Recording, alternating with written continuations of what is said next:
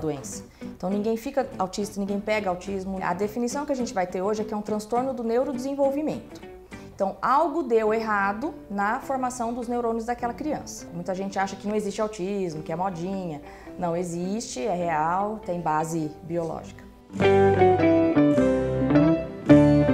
O transtorno do espectro do autismo, a pessoa vai ter na sua primeira infância 2 eixos de atraso. Então, o primeiro eixo fala a respeito de atrasos de comunicação e socialização.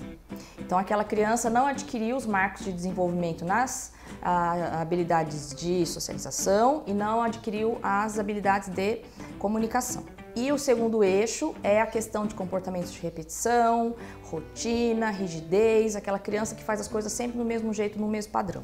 Esses 2 eixos, você vai ter alterações que podem afetar muito a vida da criança, qualquer um percebe.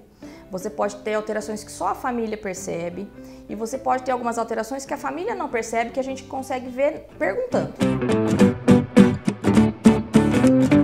A gente vai falar em grau 1, 2 e 3 e ele é definido mais pra frente. Não se fala em grau para uma criança pequenininha, que eu acho que é uma coisa que assusta a família. Então, em graus, a gente está falando de autonomia. O grau 3 tem completa dependência, o grau 2 tem uma independência moderada e o grau 1 tem uma independência normal, digamos assim, né? Vai conseguir viver a vida dele tranquilamente.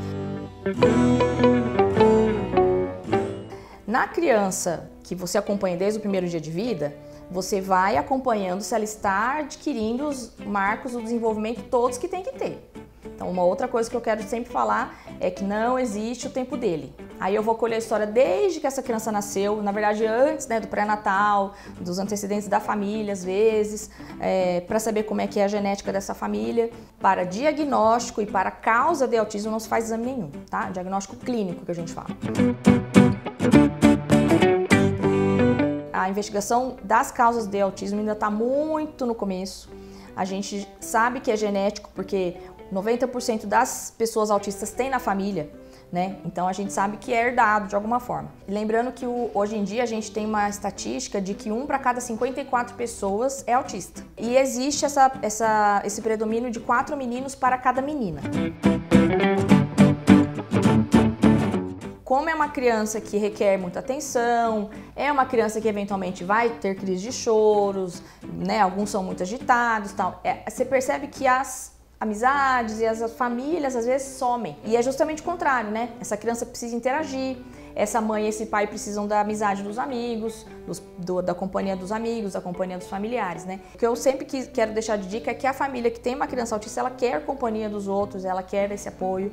E você sendo próximo, parente de alguém que tenha uma criança com autismo, se aproxime, pergunta se está precisando de alguma coisa. A gente não fala em tratamento curativo, não tem um remedinho. O que a gente tem hoje? Terapias, terapias, terapias.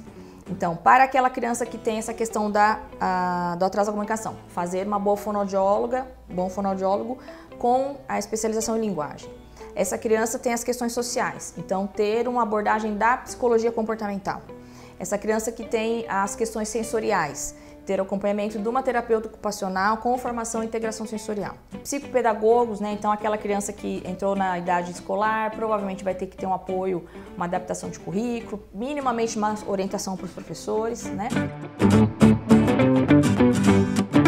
Para os autistas de grau 1, pouca coisa a gente tem que fazer em termos escolares. Um autista de grau 2 talvez precise de adaptação curricular. Não vai adaptar material do ano inteiro, vai adaptar o quanto ela vai conseguir e o quanto o cérebro dela acha interessante. E há crianças de um grau mais grave que talvez não se beneficiem indo na escola, não na escola que a gente tem hoje. Porque ela vai para a escola e muitas vezes ela vai ficar no canto.